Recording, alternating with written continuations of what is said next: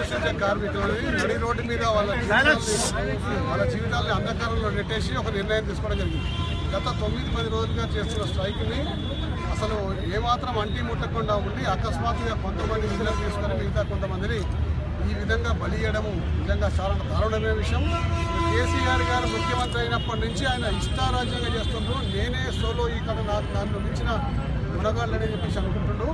అయ్యా, నీ సొంత ప్రజల వీళ్ళని వీళ్ళు వాళ్ళ పొట్టకూటి కోసం ఈ విధంగా హంగర్ స్ట్రైక్ చేయడం కానీ లేకపోతే పొట్టకూటి కూడా వాళ్ళ జీతాలు పెంచమని చెప్పేసి అంటే నువ్వు వాళ్ళ నడి రోడ్డు మీద వేయడం ఎంత మటుకు సమంజసమని చెప్పేసి ప్రశ్నిస్తున్నాను. కాంగ్రెస్ పార్టీ వాళ్ళకందరికీ కూడా అండగా ఉంటుంది. వాళ్ళని అందరినీ కూడా విధుల్లోకి తీసుకున్న దాకా ఈ పోరాటం ఆపేది లేదు. ఖచ్చితంగా వాళ్ళందరినీ కూడా విధులకు తీసుకోవాలి. అందరితో పాటు వాళ్ళకి ఏ విధంగా జీతాలు పెంచినా వాళ్ళకు కూడా జీతాలు పెంచాలి. అప్పుడే కాంగ్రెస్ పార్టీ విశ్రమిస్తారు. కానీ అప్పటి వరకు కాంగ్రెస్ పార్టీ విశ్రమించాలని చెప్పి కూడా ఈ సందర్భంగా మనవి చేసుకుంటూ ఇక్కడ పెద్ద ఎత్తున ధర్నాకు హాజరైన కాంగ్రెస్ కార్యకర్తలకు అందరూ కూడా ధన్యవాదాలు తెలుపుకుంటాం.